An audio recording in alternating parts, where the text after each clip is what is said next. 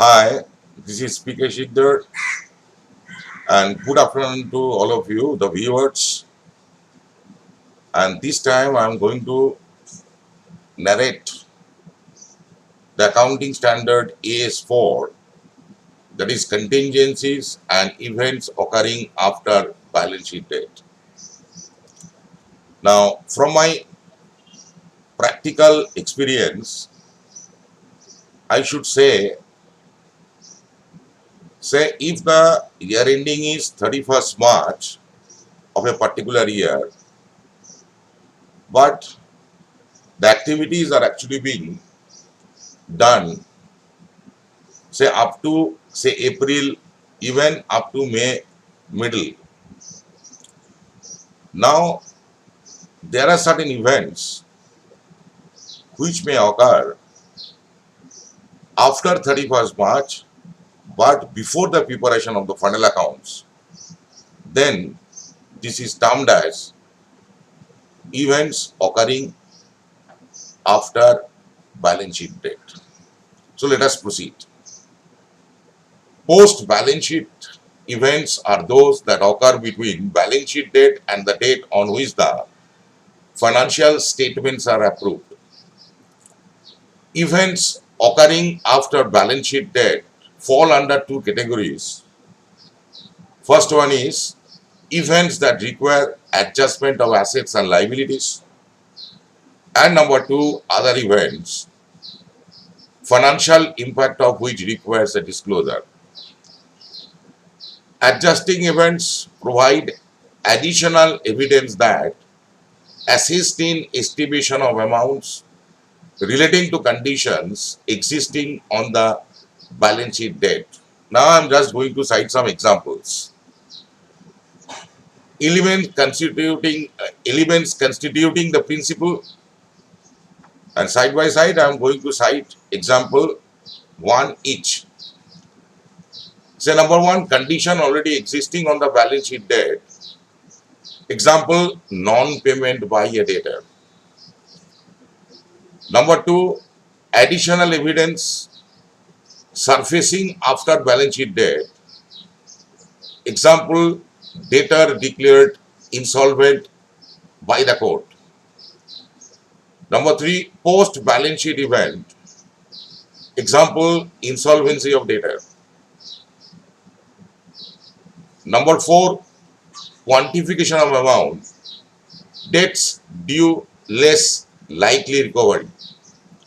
And number five, adjustment to be made.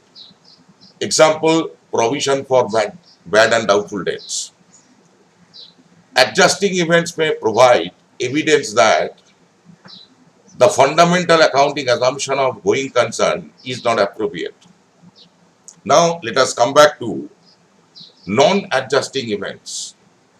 Non-adjusting events do not affect balance sheet figures, but the impact of these events have to be appropriately disclosed in the director's report. Now, elements constituting the principle are as under. Number one, post balance sheet event amalgamation. Number two, financial impact of event, material changes in commitments affecting the financial position. Number three, quantification of amount, estimation where it is feasible, disclosure to be made in the director's report. Contents of disclosure, nature of event and estimate of financial effect. Now, examples of adjusting and non-adjusting events. Now I am going to highlights. In adjusting events, we are having subsequent determination of proceeds of sale of fixed assets purchased or sold before year end. Number two, property valuation that provides evidence of a permanent decrease in value. Number three, evidence regarding net realizable value is less than cost. Number 4, retrospective changes in tax rates. And number 5, discovery of errors or frauds. Now I am going to highlight non-adjusting events that occur after year end. In this category, number 1, mergers or acquisitions, investment or reconstruction. Number 2, issue of shares. Number 3, extension of activities of the organization is concerned. And number last, changes in exchange rates. So that is all about so far AS4 contingencies and events occurring after balance sheet date is concerned. I think you'll be enjoying this video, and as a matter of fact, this particular AS is of prime importance because I have already told you 31st March is the year ending, but before the finalizations are actually being made,